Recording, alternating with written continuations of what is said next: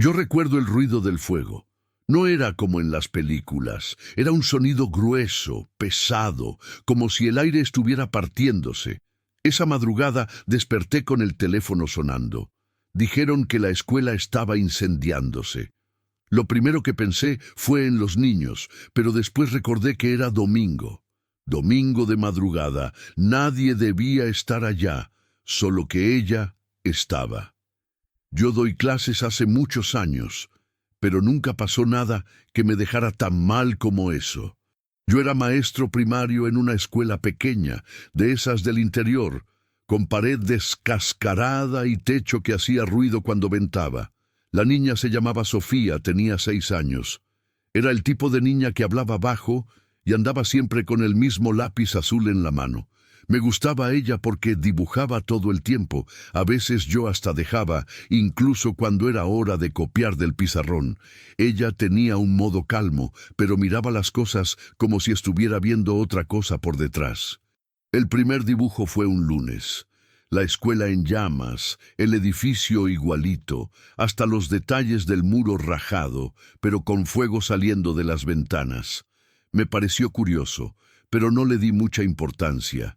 Los niños dibujan lo que ven, lo que sueñan, lo que asusta. Pensé que fuera alguna película o alguien quemando basura cerca de casa. La directora vio y mandó llamar a la niña. Sofía quedó con la cabeza baja, mordiendo el lápiz. Cuando preguntaron por qué ella dibujó aquello, ella dijo, «Porque es así como va a quedar». La sala quedó muda. La directora dio una sonrisa nerviosa y dijo a la niña que no dibujara esas cosas. Después me llamó en el pasillo y preguntó si yo sabía de algo. Dije que no, era solo una niña. Nos reímos medio incómodos y quedó en eso. Pero ella continuó dibujando. Cada semana un dibujo nuevo de la escuela incendiándose. A veces el fuego estaba solo en el techo, otras veces en las puertas. En el último, ella dibujó el patio con los juguetes quemándose. Yo guardé uno de ellos en mi gaveta. Ni sé por qué. Creo que me dio pena.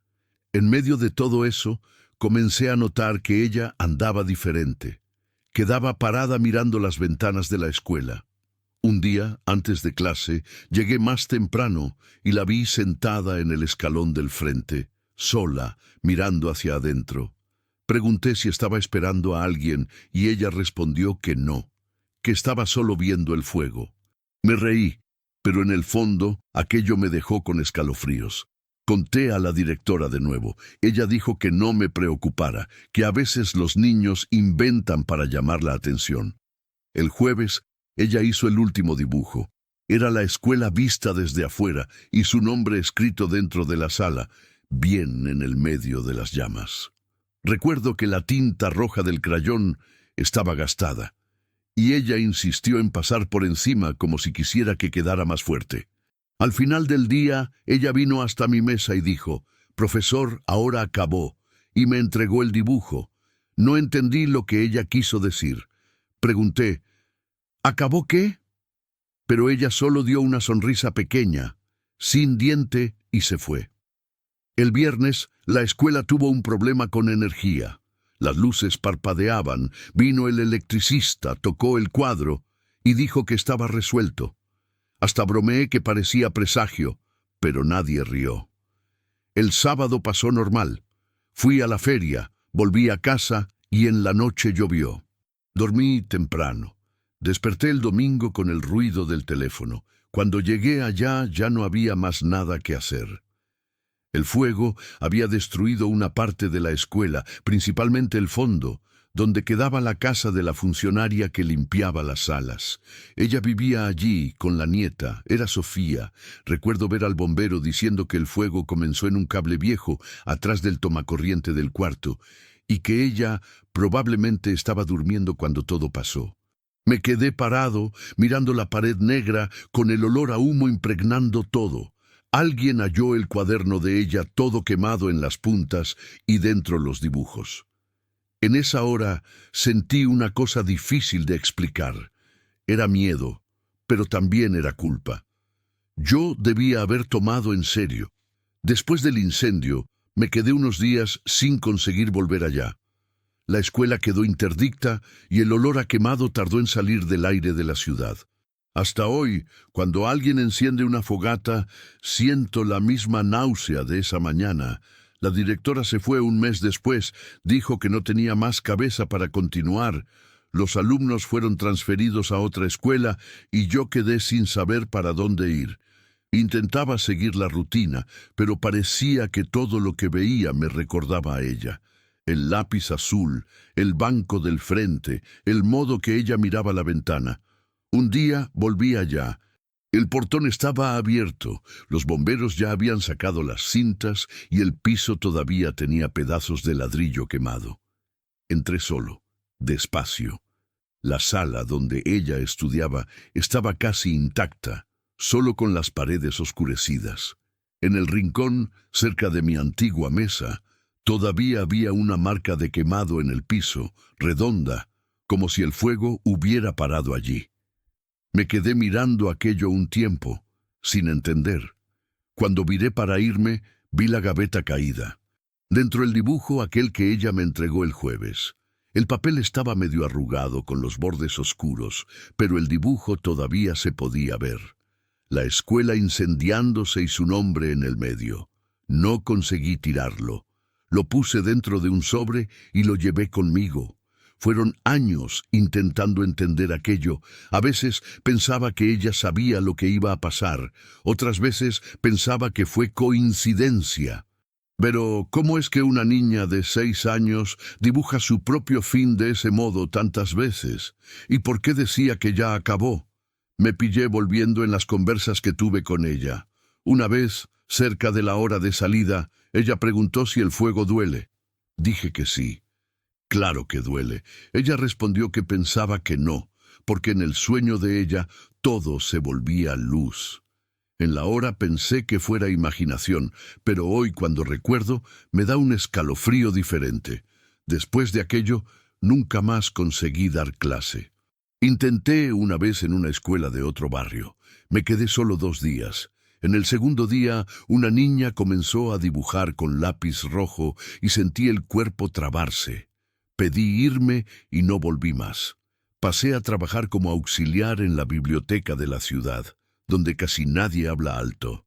Allá es más fácil olvidar por algunas horas, pero cada vez que alguien menciona fuego, recuerdo el rostro de ella y de los ojos. No eran de miedo, eran de quien ya sabía lo que venía. Una noche, unos 2 años después, soñé con Sofía. Ella estaba sentada en la sala dibujando con el mismo lápiz azul, solo que esta vez el papel estaba en blanco. Ella me miró y dijo que ahora estaba todo correcto. Desperté llorando. No soy hombre de llorar, pero esa noche fue diferente. Tomé el sobre y saqué el dibujo de dentro. Los colores se habían desvanecido, pero su nombre todavía estaba allá. La letra temblona, medio torcida, con el crayón rojo que ella insistió en pasar por encima. Lo guardé en un plástico y dejé dentro de una carpeta, escondido en el fondo de una gaveta. A veces pienso en tirarlo, pero nunca consigo. Parece equivocado. Una vez un amigo mío que es de la iglesia me dice que hay gente que siente antes del tiempo, que los niños ven lo que nosotros no conseguimos. No sé si creo en eso, pero sé lo que vi. Sé que ella intentó avisar. Y lo peor es pensar que nadie escuchó, ni yo. Hoy la escuela fue reconstruida. El edificio nuevo es bonito. Tiene pintura nueva, muros altos, y pusieron el nombre de una maestra antigua. Nadie habla mucho sobre el incendio, solo los más viejos recuerdan, pero yo paso por allá de vez en cuando. Desde afuera se puede ver el patio donde ella jugaba y la ventana de la antigua sala, ahora con cortinas coloridas. Me quedo parado mirando, intentando entender cómo una cosa tan pequeña puede cambiar todo.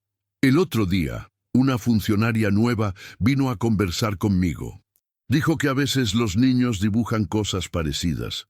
Fuego, ventanas, cielo oscuro, y preguntó si debía preocuparse. No supe qué responder. Solo dije que guardara. Guarda todo lo que ellos hicieran, porque yo guardé también. Y hasta hoy, cada vez que miro ese papel, siento el olor del humo. No tiene explicación. Pero hay una cosa que aprendí con eso. A veces el aviso viene, solo que no sabemos escuchar. Yo recuerdo bien del primer día que percibí que había algo equivocado.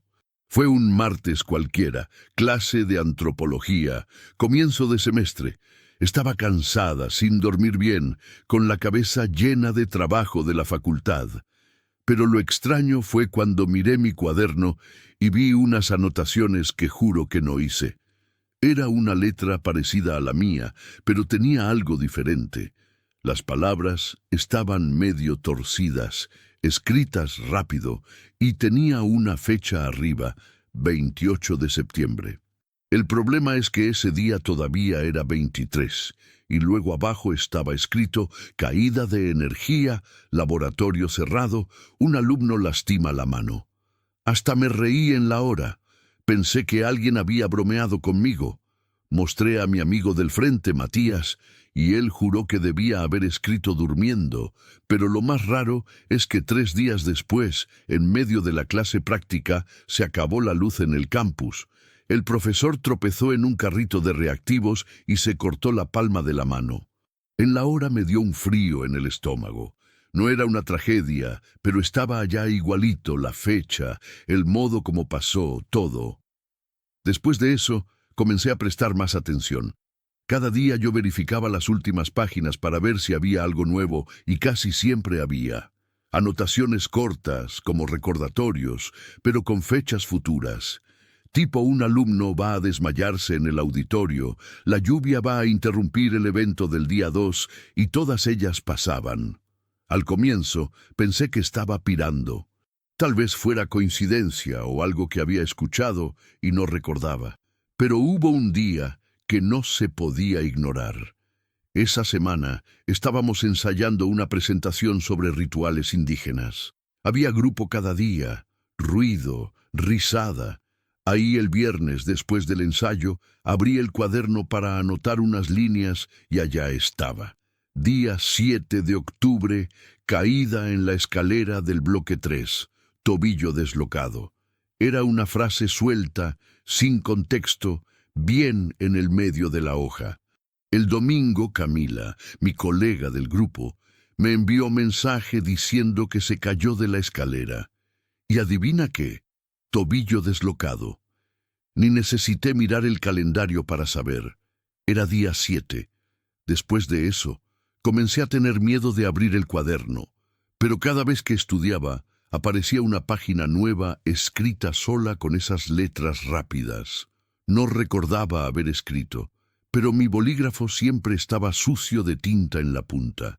Comencé a percibir que las anotaciones solo aparecían cuando quedaba mucho tiempo distraída, casi durmiendo, tipo en clase aburrida o en el bus volviendo a casa. Parpadeaba y cuando miraba de nuevo tenía cosa nueva en el papel. Un día resolví probar. Dejé el cuaderno abierto y me quedé filmando con el celular, pensando que iba a ver mi mano moviéndose o no sé. Pero nada pasó.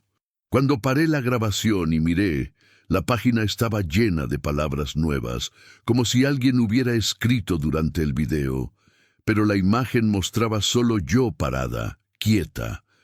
Fue ahí que comencé a contar a los otros. Mis amigos rieron, dijeron que era montaje, que estaba inventando para viralizar. Uno de ellos hasta tomó el cuaderno para ver y dijo que la tinta era nueva de más, que debía haber sido yo misma.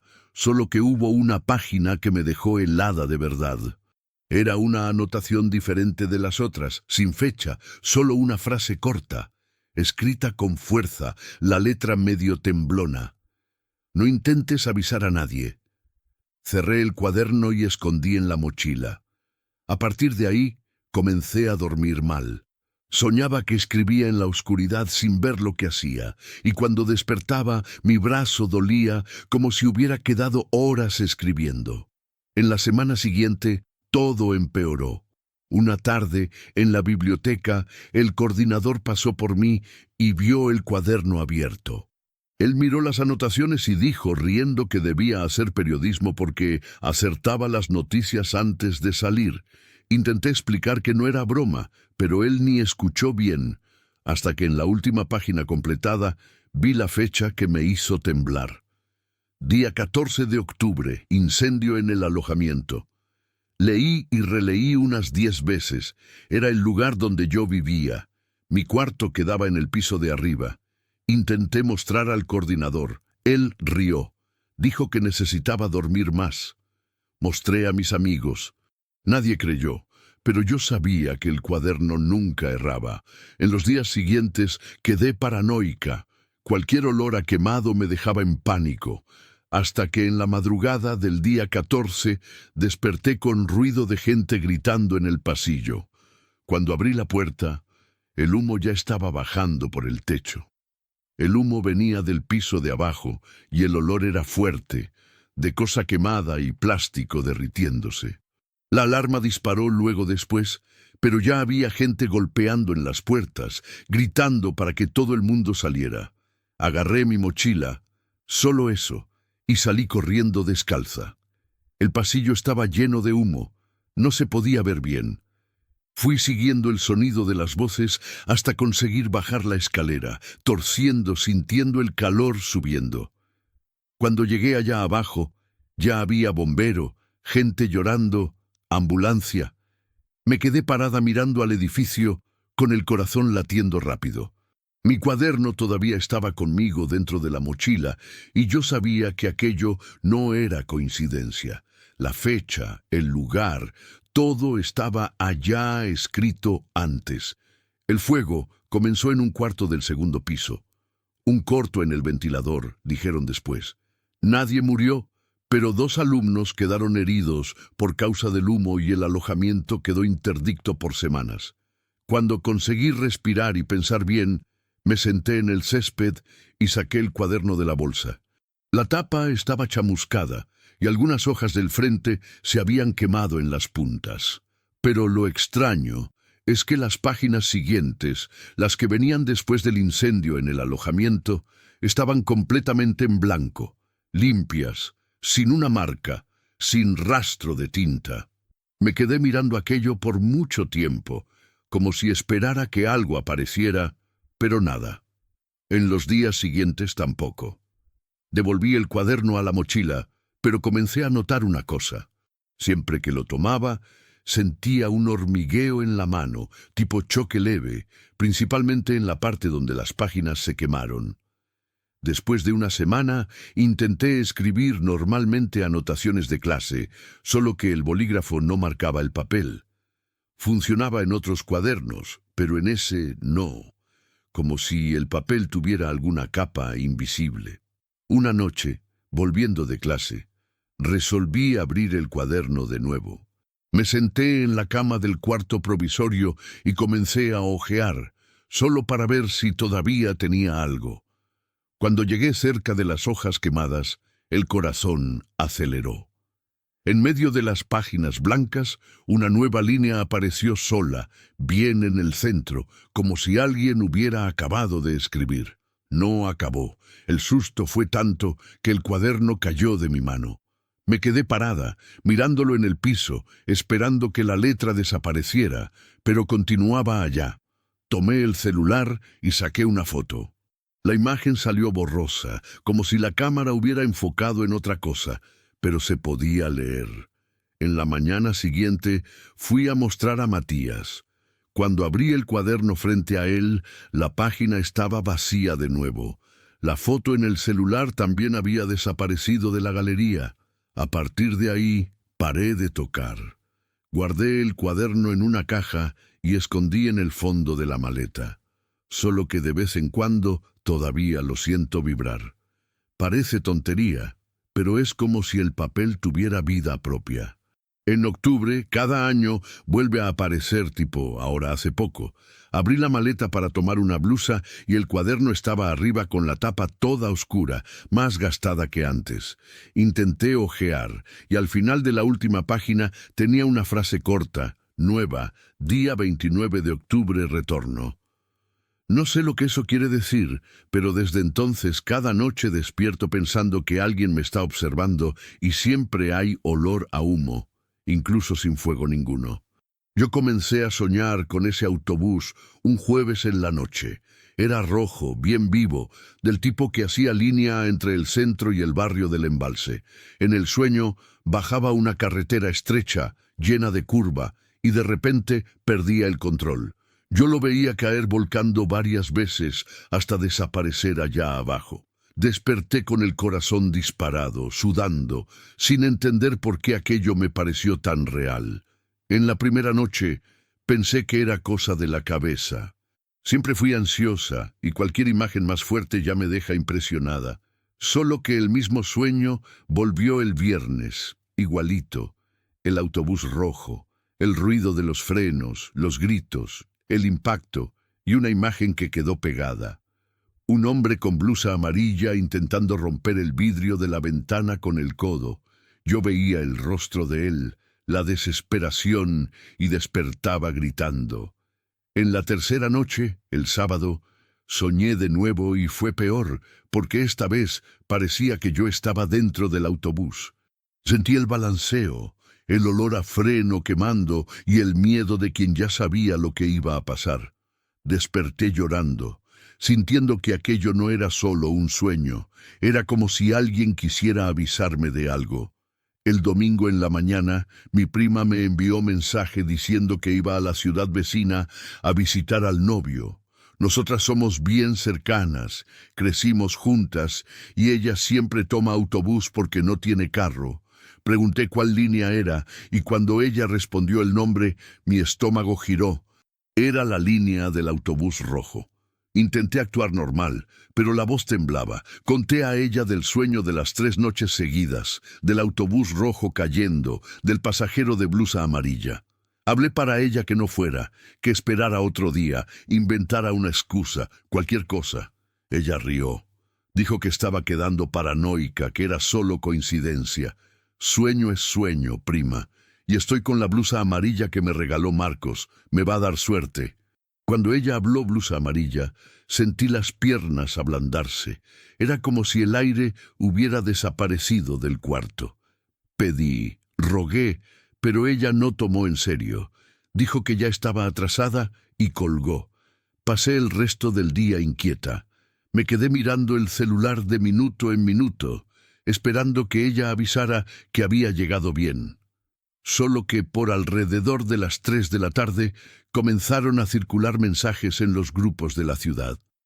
Accidente en la carretera del Mirador. Autobús cayó en el barranco. Mi cuerpo trabó. No necesité leer el resto. Sabía que era el mismo de la línea de ella. Llamé a todo el mundo. Nadie sabía de nada. Cuando confirmaron que el autobús era de la misma empresa, sentí el piso abrirse. La noticia decía que el conductor perdió el control en una curva y el vehículo despeñó unos 20 metros. Había muertos, heridos, y la imagen del autobús aplastado apareció en todos los sitios locales. Reconocía la pintura roja, las ventanas rotas. Era lo que veía en el sueño, cada detalle igual. Mi madre me abrazó, pero no conseguía parar de repetir. Avisé, soñé, vi esto. Ella intentaba calmarme, diciendo que no había cómo yo saber, pero dentro de mí sabía que había. Sentí que aquello iba a pasar, e incluso así no conseguí evitar. Esa noche no dormí, y cuando cerré los ojos, lo que vi no fue el autobús, ni el accidente. Fue la imagen de mi prima, con la blusa amarilla, sentada cerca de la ventana, mirándome como si pidiera disculpas. Al día siguiente, fui al hospital de la ciudad. No recuerdo bien el camino. Solo recuerdo andar medio fuera de mí, como si el cuerpo estuviera yendo, pero la cabeza quedara parada en ese domingo. Había mucha gente frente a la Santa Casa, familiares, curiosos, prensa. El sonido de las sirenas venía de lejos y ese olor a gasolina y tierra mojada parecía no salir del aire. Cuando llamaron el nombre de mi prima, ya sabía. Incluso así entré. Ella no sobrevivió. Dijeron que fue encontrada cerca de la ventana. Probablemente intentó protegerse o ayudar a alguien. Y el detalle que acabó conmigo. Ella estaba con la blusa amarilla, solo que no vestida, doblada en el regazo, manchada de polvo. En la hora no conseguí procesar. Temblaba intentando entender el por qué. ¿Por qué ella se sacaría la blusa? ¿Por qué exactamente ese color, el mismo que apareció en mi sueño? Pasé los días siguientes como si hubiera sido arrancada de la realidad. Las personas hablaban conmigo, pero no escuchaba. Todo el tiempo venía esa imagen. El autobús rojo, el vidrio rompiéndose, la blusa amarilla. Algunos familiares dijeron que fue coincidencia, que soñé con aquello porque ya conocía el tipo de carretera, que era peligrosa, que el cerebro a veces junta todo. Hasta intenté creer, pero el problema es que en las 3 noches el sueño paraba siempre en el mismo instante. El momento en que el vidrio se hacía añicos y el hombre con la blusa amarilla caía para afuera. Solo que después, viendo las fotos del rescate, un reportero comentó que un pasajero intentó romper el vidrio para salir y fue hallado luego abajo del local donde ella estaba.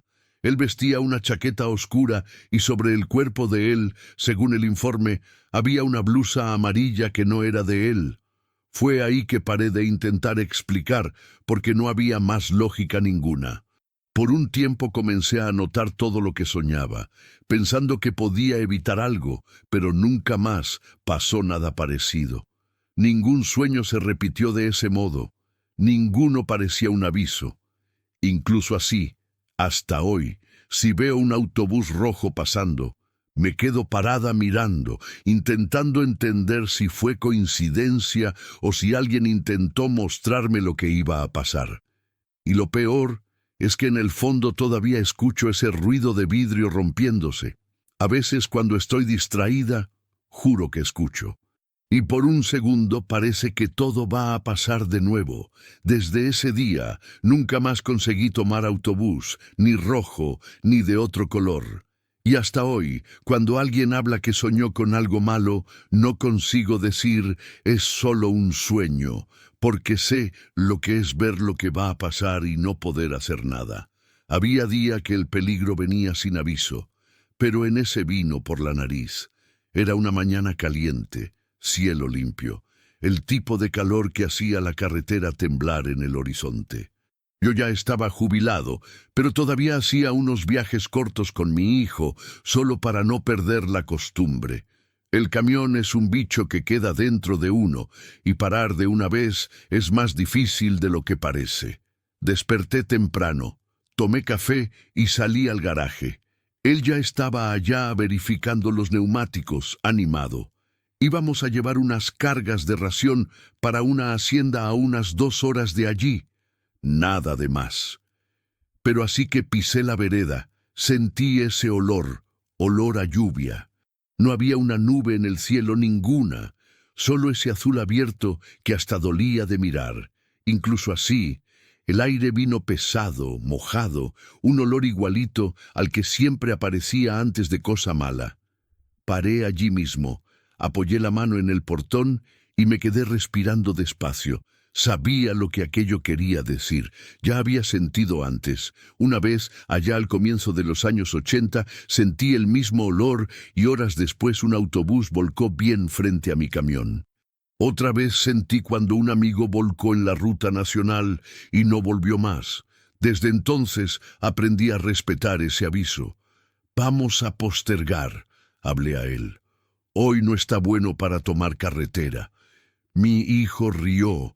Dijo que era manía de viejo, que no llovía hacía más de un mes, que el tiempo estaba firme.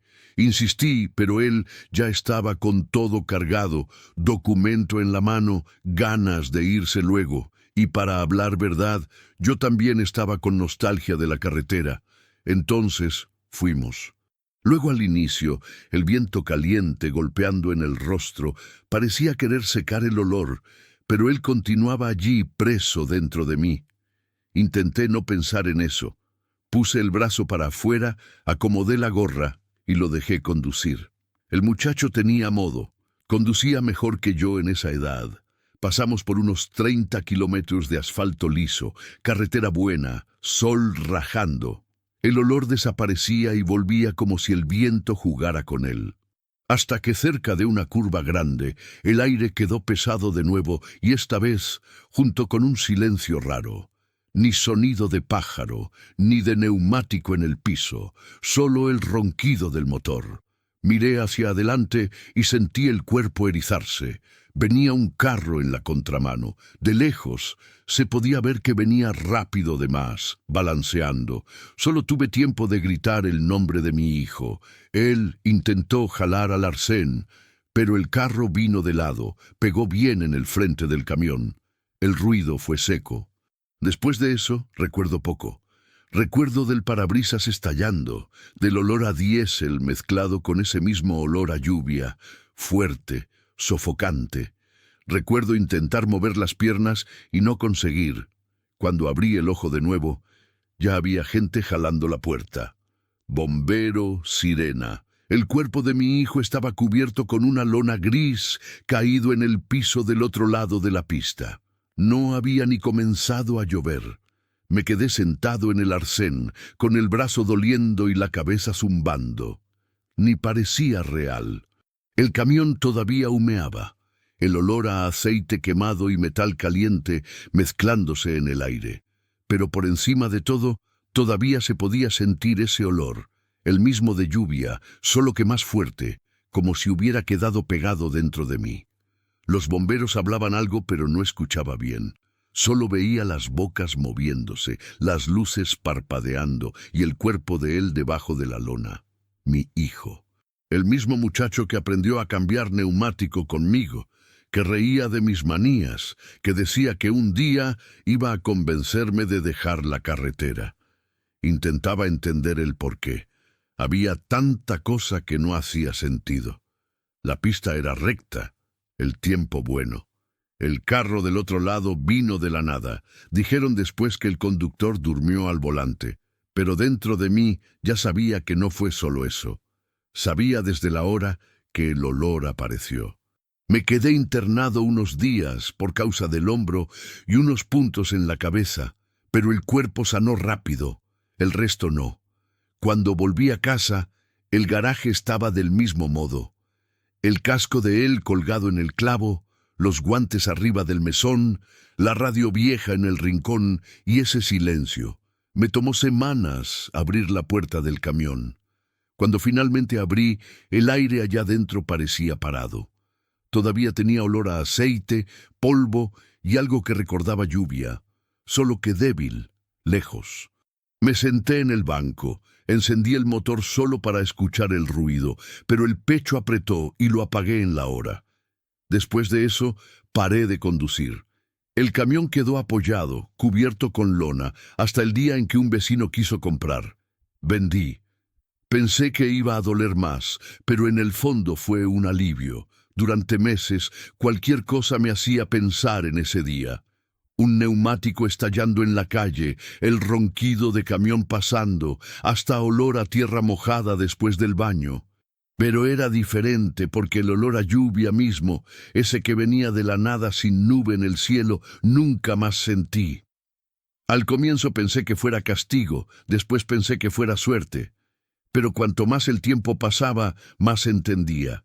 El aviso se había ido junto con él. ¿Sabes? Es extraño eso. Toda la vida uno intenta explicar lo que siente, poner nombre en las cosas, solo que hay cosa que no se explica.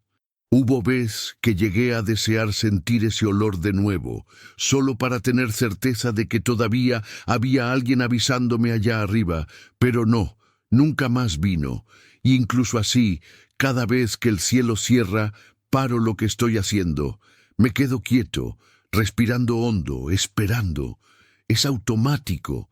Y cuando el aire queda seco de más, cuando el viento no trae nada, entiendo el recado del mismo modo. Hoy vivo en un lugar pequeño, cerca de una carretera vieja, donde casi no pasa nadie. A veces, al final de la tarde, se puede ver los camiones bajando despacio, faro encendido y el ruido de los neumáticos yendo lejos. En esas horas cierro los ojos e imagino a él allí en la cabina dándome chao por la ventana. Ya intenté explicar esto a mi hija, pero es difícil. Ella piensa que es solo recuerdo que mi cabeza mezcla olor con nostalgia. Tal vez sea, pero dentro de mí sé lo que viví. El olor venía siempre antes, nunca después. Y en el día en que él se fue, el aire quedó mudo. Desde entonces, el mundo puede desmoronarse allá afuera, que no siento nada, ningún aviso, ningún presagio, como si la carretera y yo hubiéramos hecho un trato. Ella llevó lo que más amaba y en cambio sacó de mí el don de presentir. Solo quedó el silencio y la costumbre de cada vez que miro al cielo limpio de más, esperar que algo, cualquier cosa, me haga sentir ese olor otra vez. Pero nunca más volvió. Yo siempre digo que hay cosa en la carretera que uno no debía ver. Y esa noche fue una de esas. Yo venía bajando la ruta 14 por alrededor de 2 de la mañana. El tramo era entre Concordia y Paraná, oscuro, vacío. Estaba cansado, pero todavía daba para seguir un poco más. La radio chirraba y dejaba en el volumen bajo. Solo para no dormir al volante, la neblina comenzó a cerrar de la nada. Esa neblina baja que parece humo de hielo, ¿sabes? Reduje porque allí es lleno de curva ciega y arcén estrecho. Fue cuando vi la luz. Primero pensé que fuera un carro parado con la intermitente, pero no era. La luz venía débil, balanceando despacio, como una linterna siendo movida por alguien. Parpadeé el faro alto para ver mejor, y fue ahí que vi un niño parado en el arcén solo. Debía tener unos 8 años, no más, cabellito corto, una blusa clara y esa linterna en la mano. No se movía, solo me miraba. Mi cuerpo heló. Todavía pensé que podía ser hijo de alguien que había parado el carro allí o alguna casa cerca, pero allí no hay nada. Solo campo y monte de los dos lados. Incluso así, frené, jalé el camión al rincón. Encendí la alerta y salí con la intermitente del celular para ver si hallaba. Anduve unos 10 metros llamando, pero no vi a nadie, ni huella, ni ruido. La linterna había desaparecido también. Me quedé un tiempo allí mirando la oscuridad, intentando entender lo que había visto. El viento golpeaba débil y solo se podía escuchar el ruido del motor enfriando. Volví al camión todavía medio atontado. Me senté en el banco y me quedé un tiempo sosteniendo el volante, mirando al retrovisor, pensando que tal vez todavía fuera a ver la luz de nuevo, pero nada, solo la oscuridad. Enganché y me fui despacio, intentando no pensar más en eso. Llegué a la estación en Paraná unas 3 de la mañana, todavía con el corazón acelerado. El empleado hasta preguntó si estaba bien, porque debía estar blanco. Solo dije que era sueño y fui directo a la ducha. En los días siguientes intenté olvidar. Hablé a mí mismo que debía ser algún reflejo, algún pedazo de papel reflejando faro o hasta cosa de mi cabeza. Pero allá en el fondo sabía lo que había visto. La imagen de ese niño quedó presa en mi cabeza de un modo que ni sé explicar. Parecía que estaba intentando decir algo. 2 días después, paré en un restaurante de orilla de carretera para almorzar. La televisión estaba encendida, mostrando el noticiero de la región. Cuando vi, casi dejé el plato caer. Mostraron un accidente grave, exactamente en ese tramo. Una van escolar había golpeado de frente con un camión y agarrado fuego. El conductor y varios niños habían muerto. La reportera hablaba el nombre de la ciudad, mostraba las mochilas, los destrozos. Me quedé paralizado cuando mostraron las fotos de las víctimas. Reconocí el rostro de uno de los niños. Era el mismo rostro que vi en la orilla de la carretera. La misma blusa clara, la misma mirada parada. Juro que sentí la sangre desaparecer del cuerpo. Tuve que salir del restaurante y sentarme en la acera para no desmayarme. La van, según el noticiero, había salido bien temprano de esa misma región. El accidente pasó unas 6 de la mañana, o sea, 4 horas después de yo haber visto ese niño parado, vivo en el Arsén. Después de ese día, me quedé unos buenos meses sin tomar la Ruta 14. Cada vez que aparecía flete por allí, inventaba excusa. Decía que estaba con problema en el camión, que el eje estaba malo, cualquier cosa, pero en el fondo era miedo mismo. Nunca había visto nada parecido, y lo peor es que nadie creía bien. Conté a un colega de carretera, Pablo, que vive rodando por allá. Él solo dio risada y dijo que debía haber dormido antes, que el sueño hace que uno vea cosa, pero no fue sueño. Recuerdo derechito de la claridad de la linterna balanceando, de la ropa del niño, del modo que me miró. Es un recuerdo limpio, como si hubiera pasado ayer. Al comienzo, hasta intenté dudar de mí mismo. Fui atrás de la materia de nuevo, investigué el nombre de la escuela, el horario de la van, y todo coincidía. El accidente fue unas 4 horas después del horario en que pasé. Los niños estaban yendo a una excursión en Paraná. Dicen que el conductor cabeceó e invadió la pista contraria, solo que nadie explicó lo que vi antes de eso. Unos meses después, volví a la carretera, pero con el corazón apretado. Era una entrega en Gualeguaychú y no había otro camino. Pasé el día todo pensando en eso. Cuando comenzó a oscurecer, ya estaba tenso. Encendí el faro alto y fui contando los kilómetros solo para saber cuándo iba a llegar cerca de ese punto. Creo que era cerca de medianoche cuando llegué al tramo. La curva, el monte de los dos lados, el arcén estrecho, todo igual. Estaba lloviznando leve y el vidrio del camión comenzó a empañarse. Encendí el desempañador y fue en ese momento que sentí el cuerpo erizarse. En el retrovisor, bien atrás, una luz parpadeó. De primera pensé que fuera un carro viniendo lejos, pero la luz era débil, balanceaba y estaba parada en el mismo lugar en que vi ese niño meses antes. Congelé, sostuve firme en el volante y por un segundo pensé en parar, pero el miedo trabó todo. Aceleré. Cuando miré de nuevo, la luz todavía parpadeaba, cada vez más débil, hasta desaparecer. Seguí viaje con la mano sudando en el volante. Parecía que el aire dentro de la cabina había quedado pesado. La radio comenzó a chirriar de nuevo y el motor daba unas ahogadas, todo junto. Llegué a la estación de madrugada, paré y me quedé unos buenos minutos sin conseguir bajar. Sabía que podía decir que era reflejo, faro de moto, cualquier cosa, pero conocía ese punto. Era el mismo Arsén, la misma curva, y esa linterna era igual. Después de eso, comencé a notar una cosa extraña. Siempre que alguien comentaba sobre ese tramo, sobre el accidente, hablaban del mismo detalle. La gente de la limpieza de pista decía que a veces en la noche se podía ver una luz parpadeando en el monte como si alguien estuviera buscando algo. Hubo hasta un policía caminero que comentó con un colega mío en una estación que ya recibió llamado de conductores hablando de un niño en la orilla de la carretera, pero nunca hallan nada.